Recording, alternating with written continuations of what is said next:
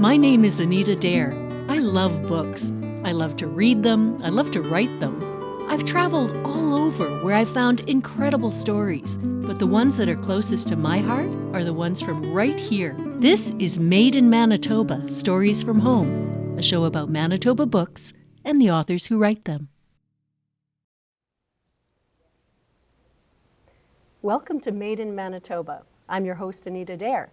Our guest today is Winnipeg poet and now essayist Ariel Gordon, author of Treed. She's an avid forest walker. She's also my longtime friend. She's here today to talk about her book and share her deep connection to Winnipeg's urban forest. A little later in the show, she'll show us how to use some of that forest to make a crafty household implement.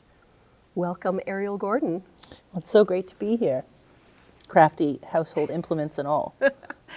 I want to start by talking about your book, the cover of your book. It's beautiful. It's unusual. Mm-hmm. It is a tree inverted. I wonder if we want to get a close-up of this book. Here we are. Can you see that?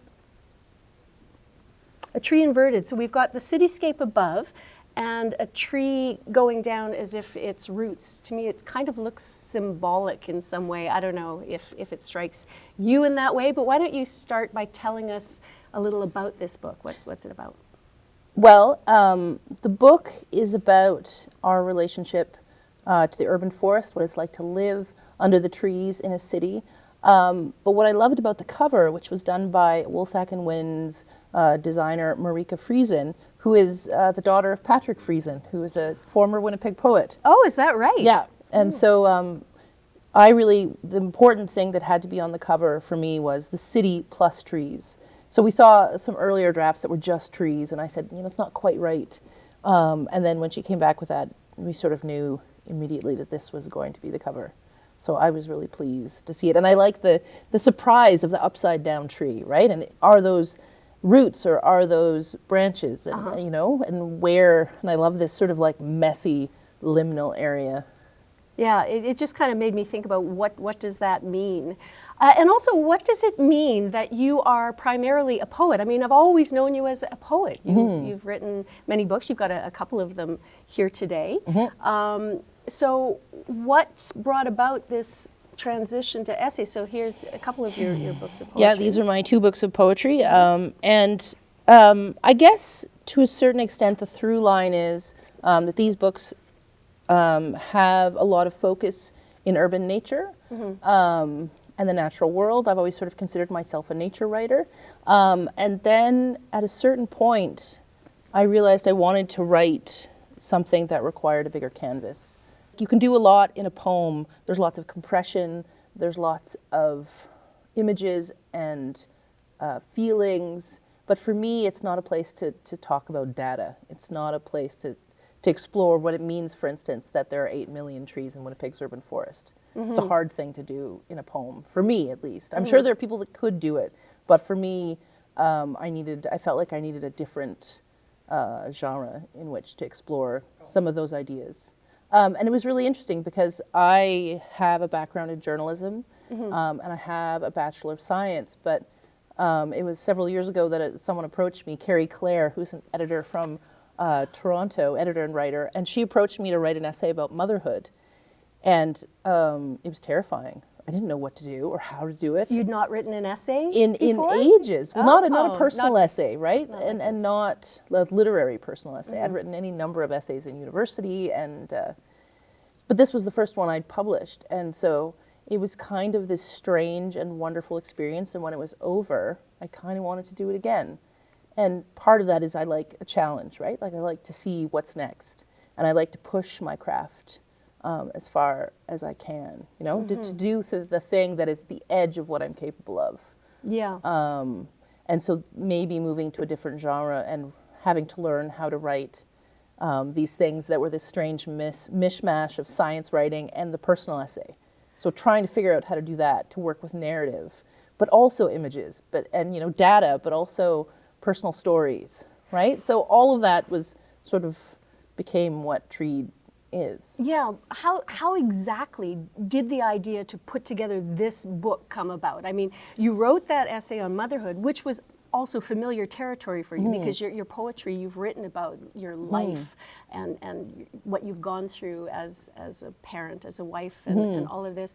But and I know that you love nature and you're very connected to it. But did somebody approach you with the idea, say, "Hey, Ariel, you should write a book about trees and your relationship to trees," or is this something that came about organically? Yeah, organically. I mean, organically, yeah.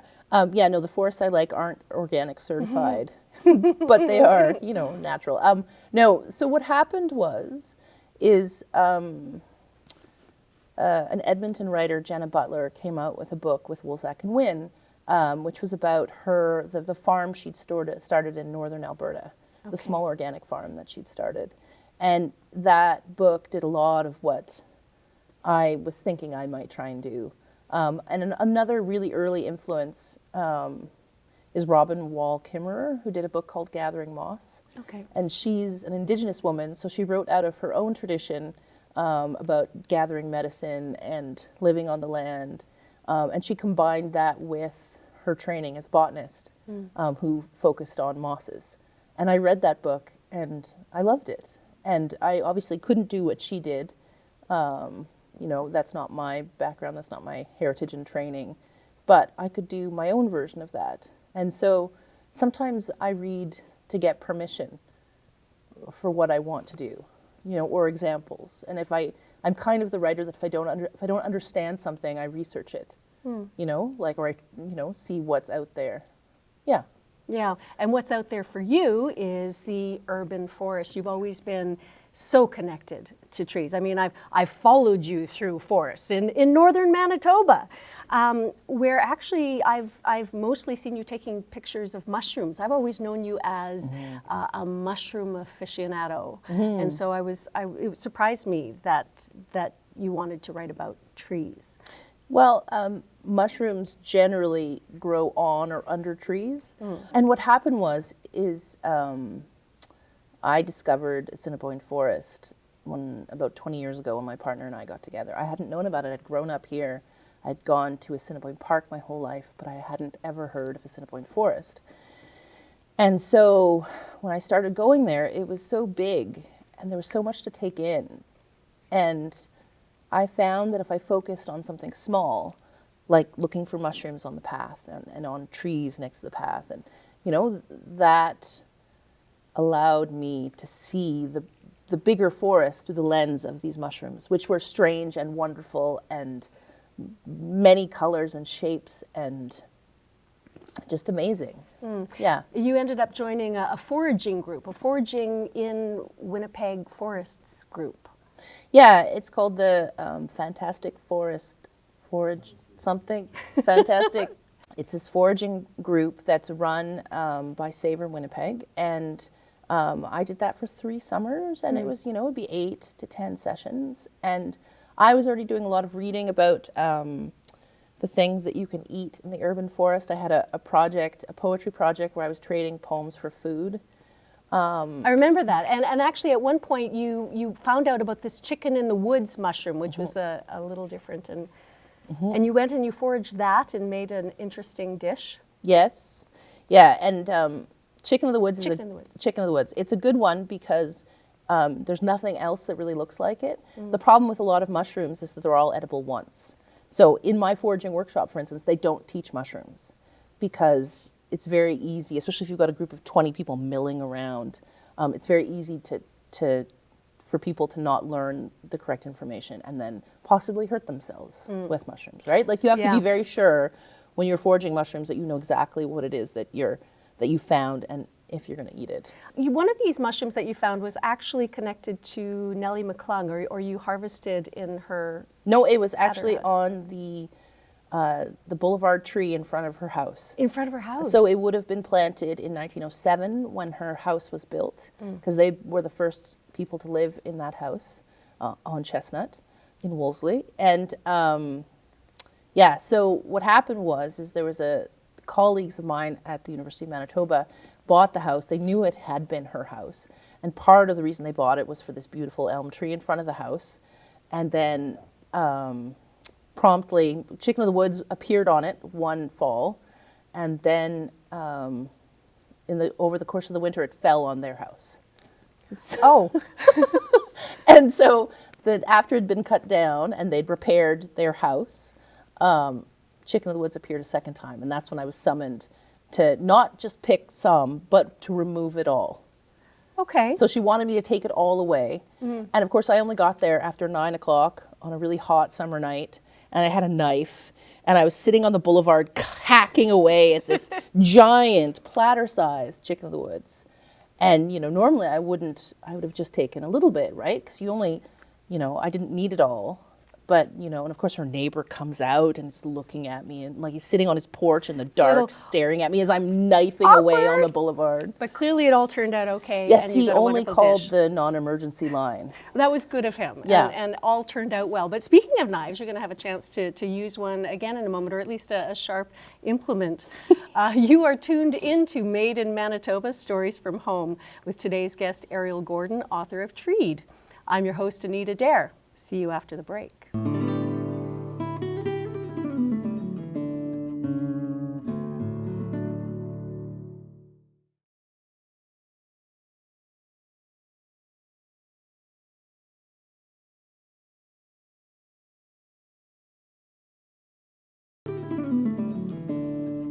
Before the break, Ariel and I had a bit of a chat.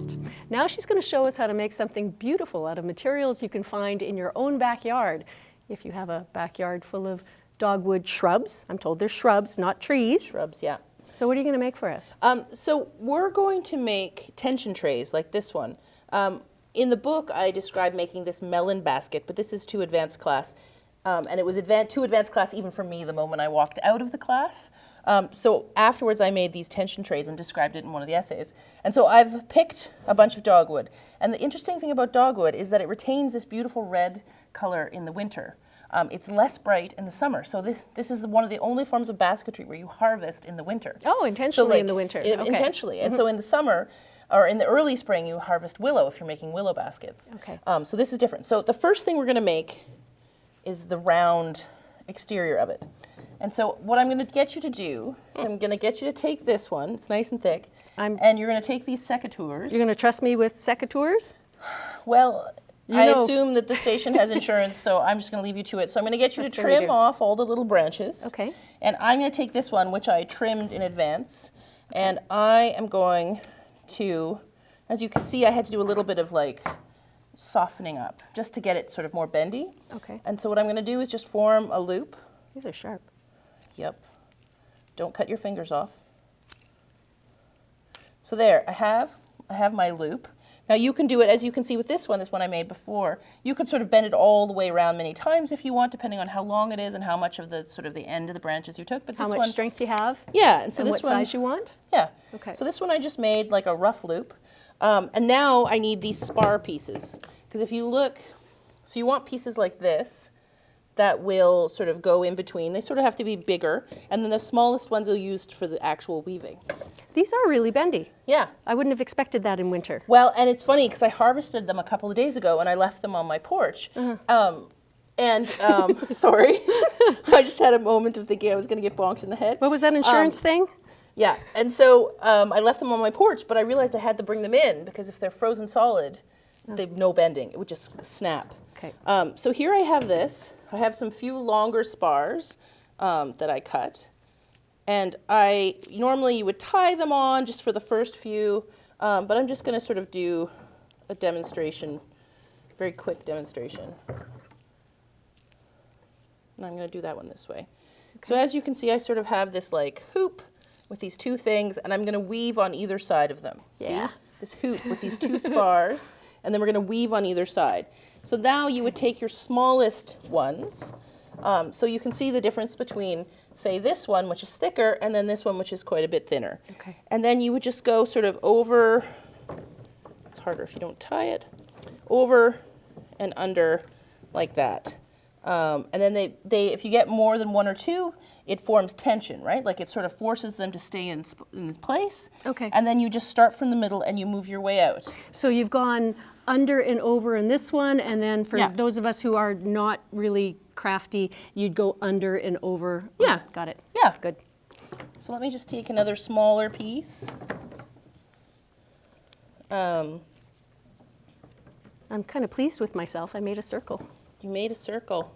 Is this how it's supposed to go? Is it okay that there's parts sticking yeah. out? Okay. It's rustic. It is rustic, and actually that's the beauty of it. It's supposed to look a little rough around the edges. Yes, just like all of my crafts. See, and this has already fallen apart, so don't even look at this. Okay. Look, I made something. I think that's beautiful. Yeah. And so at launches, made these originally because I wanted to bring something from the Southwood lands where I picked the wood for this one. I wanted to bring it to a launch and have something of the woods at the launch. And then eventually I decided to do something else. I was pleased with these when I made them. You were planning on making one of these at a launch? No, I was going to bring it to the launch. This is too advanced at a launch. And because you always have nerves when you're launching a book, I was worried I might do something like slice off a finger. But what we did do is we had these tree cookies. Oh. You hold one. Okay. So what these are medallions made out of wood. And they were, the ones I had at the launch, I gave out about 100 of them, were from all different Manitoba trees, and they were provided to me by an arborist. So when he trims trees, he keeps the wood, and he uses them as tree cookies. I remember the arborist from your book. He's got a name that sounds something like trees. It's Barkman. Yes, that But was it. he wasn't the arborist. Oh, okay. So, but yeah, that was an unfair name. When your name is Barkman and you work as an arborist. You have I to know. be an arborist. It's, So, you know. what I really like about these is they smell really interesting. They're really beautiful. Oh. These are apple wood, but I made these more recently, and they were from limbs of an apple tree that came down in that terrible October storm. Okay. So I give these out now when I do events. So applewood has a very distinctive smell, and other trees have different smells. I'm And some assuming. of them have color. Some of them have like red and purple, and they're quite beautiful. And they're all different. And the ashes, they're smooth and they almost resemble eggs. I love and it. I love them. You always do interesting things at your launches, like with the ghost trees, actually, because I remember your last launch, and yes, I do remember these. I love the story about the ghost trees. Tell us about that. Well, so we live in Wolseley, and more stumps have been appearing. And so whenever I was walking with my daughter when she was small and we saw a fresh stump, we felt sad, right? Because we could remember the tree that would be there. And so we started doing this thing where we would just step up on the stump and remake the tree, because we realized that our arms, outstretched arms together, resembled like a 5-year-old tree, so a new tree. Yeah, so we with would all just the sort of different- stand there and very solemnly remake the tree for a couple of seconds. And then when it came time to launch, I kind of wanted people in the audience to do that too, to have that, I don't know, that momentary reaching for something and imagining themselves something else. I think we should do that right now. And so we had like a forest. I think we should do that. Okay, let's do it. I think everybody here, all of our crew, I expect you to do this with us. Okay, Guide are us, you ready? and you know, our audience, guide us. How do we do a ghost tree? So I would just pretend that you have a stump in front of you, Okay. and it's a stump of a tree you loved. And so you just step up Step up. and you just reach up. Okay. And you pretend you're the tree just for a second. And if you want, you can sway. Some people sway. If you need to have a wind, you can have a wind. But imagine 50 or 60 or 70 people doing that. And it's like a forest. It's like a momentary forest of people. I remember at your launch, we all started doing this, and I think we were waiting for you to tell us to stop, and you didn't. And you started giggling just like that. I mostly do these things because they amuse me. I also get people to heckle me sometimes. If you're just tuning in, I'm Anita Dare, and you're watching Made in Manitoba, Stories also a from tree. Home. We'll be back after a short break.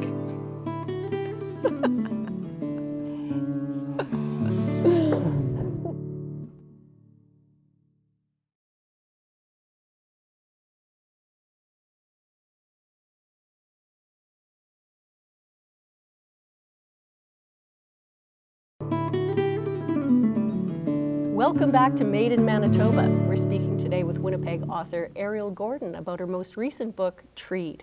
We've also learned how to make, or in my case, not make, because I'll never be as crafty as you, a dogwood tray. Hello, Ariel. Thank Hello you. again. Thank you for everything that you've shown us. I'd like to talk about your great-grandfather. That was a portion of your book that interested me greatly. He was a naturalist and an author, is that correct? Can you tell me a little about him? Yeah, he was based in Ireland and would do a lot of trips to the north, to the Antarctic, all kinds of places, studying. He liked his mammals.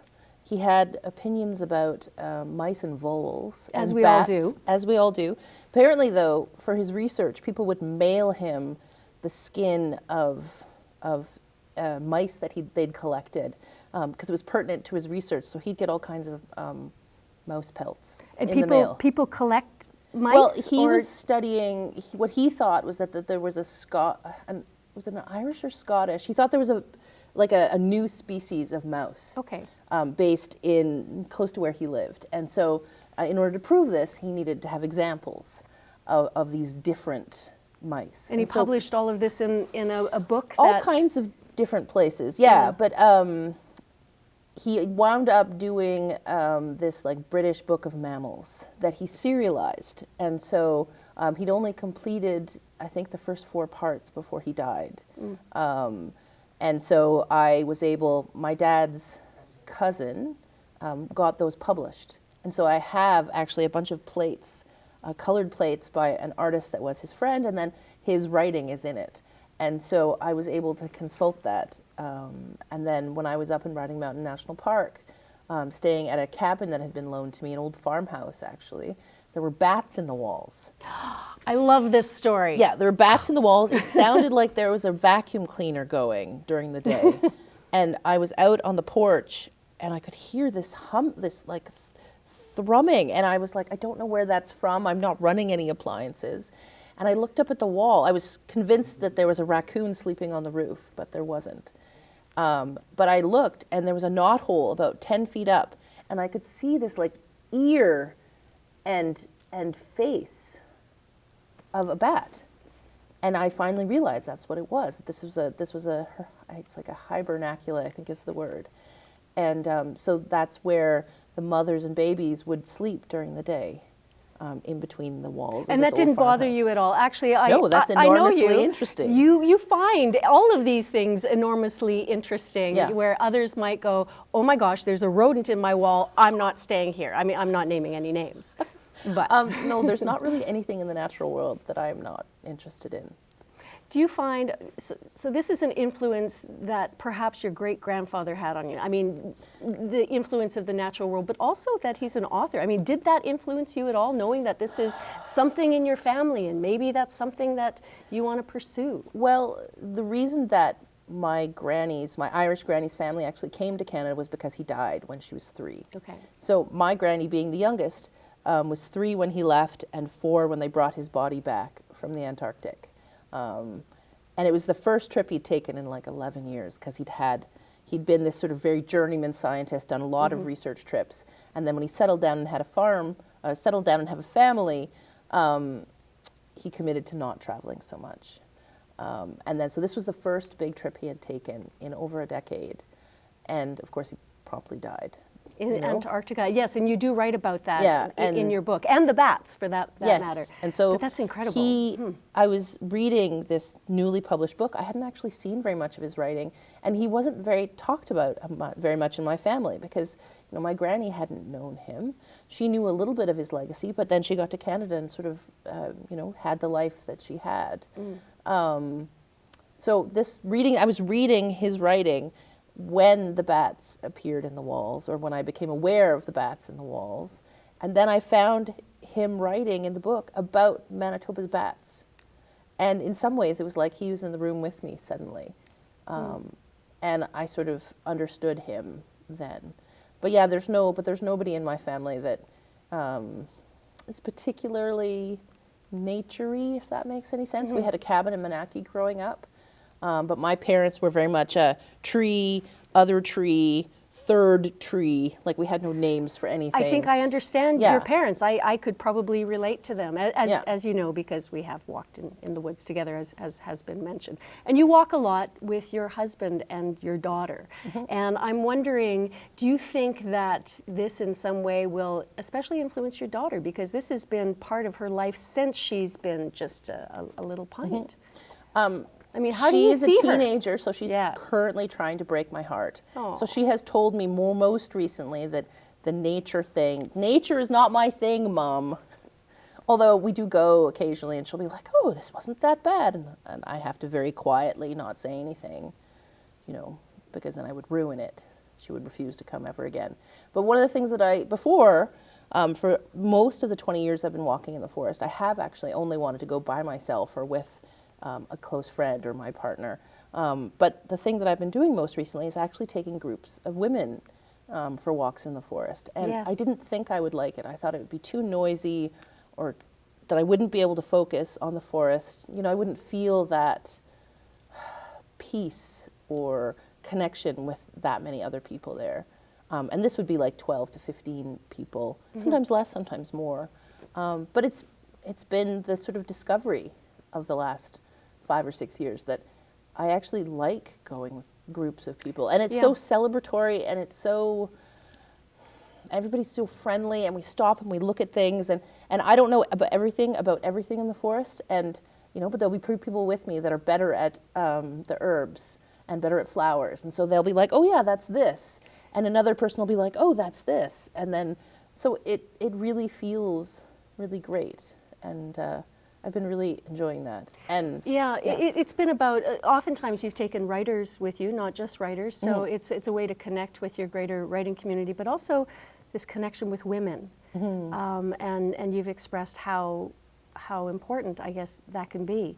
It strikes me that your entire book is about connection for you.